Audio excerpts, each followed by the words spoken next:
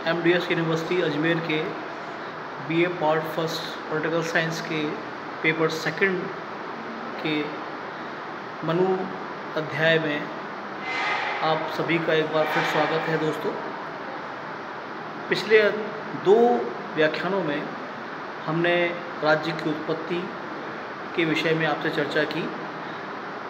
अब इन दोनों अध्यायों के आधार पर आपके मस्तिष्क में एक प्रश्न आना चाहिए कि राजा में 8 देवताओं के अंश हैं, वो दैवीय शक्तियों से संपन्न हैं, उसमें ये दैवीय गुण भी हैं, प्रजा को उसका विरोध करने का अधिकार नहीं है और प्रजा को उसको कर भी देने चाहिए। ये सब बातें अपनी जगह ठीक हैं, लेकिन इसका एक दूसरा पहलू भी है, वो ये कि इसका आशय यह निकल रहा है कि क्या राजा के ऊपर कोई नियंत्रण नहीं है, कोई शक्ति नहीं है, कोई ऐसी संस्था या संरचना नहीं है जो राजा के अनियंत्रित या अमर्यादित होने पर उसे अंकुश कर सके।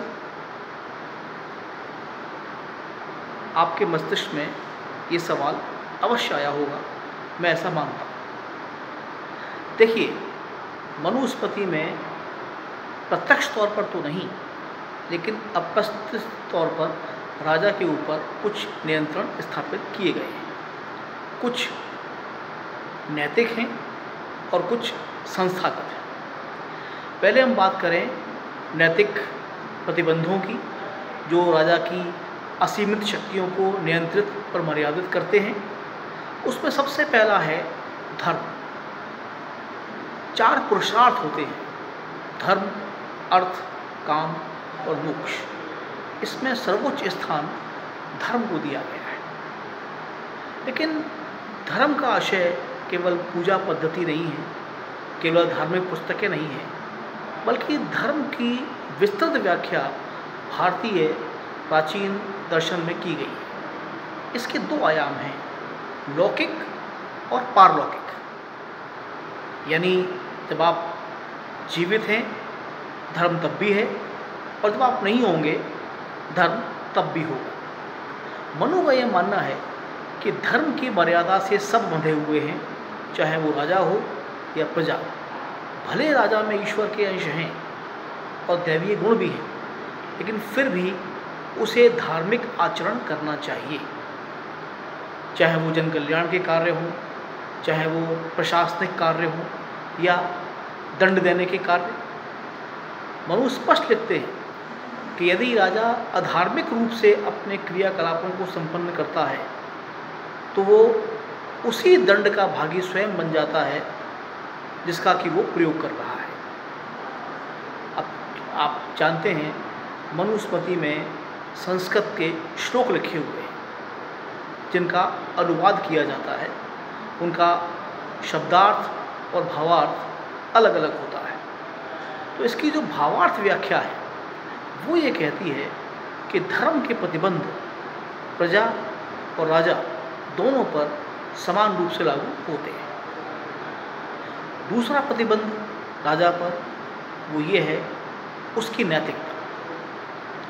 देखिए, आप किसी भी संस्कृति को मानते हो, धर्म को मानते हो, मज़हब को मानते हो, एक चीज़ आप पाएंगे कि आपकी जो अंतरात्मा है, आपका जो विवेक है,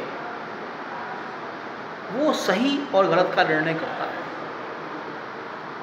मनुस्मृति में यह अपेक्षा की गई है कि राजा के भीतर जो नैतिकता विद्यमान है वह कभी भी उसका उल्लंघन नहीं करेगा, नैतिक आचरण करेगा भी और प्रजा से उसकी उम्मीद भी करेगा और ऐसी व्यवस्थाएं भी करवाएगा जिसके द्वारा नैतिकता का उल्लंघन ना हो पाए। राजा पर जो कुछ अन्य नियंत्रण हैं जिसको हम कहेंगे संस्थागत नियंत्रण, वे भी महत्वपूर्ण हैं। उदाहरण के लिए मनुस्मृति कहती है कि राजा को छोटे से छोटे कार्य को संपन्न करने के लिए भी मंत्री परिषद से परामर्श जरूर करना चाहिए। अब अंतिम निर्णय राजा ही करेगा, आदेश उसी के द्वारा निकाले जाएंगे, लेकिन मंत्रियों से परामर्श को मनुस्मृति में अत्यंत आवश्यक कहा गया है, कार्य चाहे छोटा हो या बड़ा। तो मंत्रियों का जो ये निर्णय है मनुस्मृति एक वाक्य और लिखती है कि राजा को मंत्रियों के परामर्श की उपेक्षा नहीं करनी चाहिए, अर्थात मंत्रियों की जो मशवरा है, सलाह है, राय है, ये भी राजा के ऊपर एक अंकुश का कार्य करती है। दूसरी व्यवस्था है कर के संदर्भ में। मनुस्मृति में एक श्लोक है जिसका अनुवाद है कि कर एकत्र करते वक्त राजा को 3 जीवों का ध्यान रखना चाहिए, बछड़ा, मधुमक्खी और जोंक। इस प्रकार भंवरा और मधुमक्खी फूल से परागकण एकत्र करते हैं और फूलों को उस पर आपत्ति नहीं होती, जिस प्रकार बछड़ा गाय का दूध पीता है और गाय को उस पर आपत्ति नहीं होती, जिस प्रकार जोंक पशुओं के शरीर से रक्त चूस लेती है लेकिन उनको आपत्ति नहीं होती, राजा को इस प्रकार कर एकत्र करना चाहिए, अर्थात प्रजा कर दे भी दे और उसे कष्ट भी ना हो।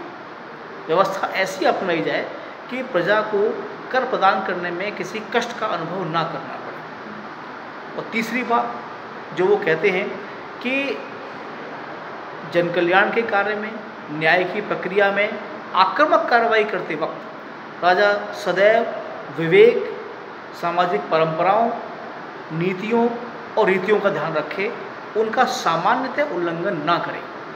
यदि वो ऐसा करता है तो वो प्रजा में विद्रोह का एक बीज बो देता है और उसे कई बार उसका विरोध झेलना भी पड़ सकता है। तो इस प्रकार मनुस्मृति में राजा निरंकुश नहीं है, उस पर कुछ अंकुश मनुस्मृति में वर्णित किए गए हैं।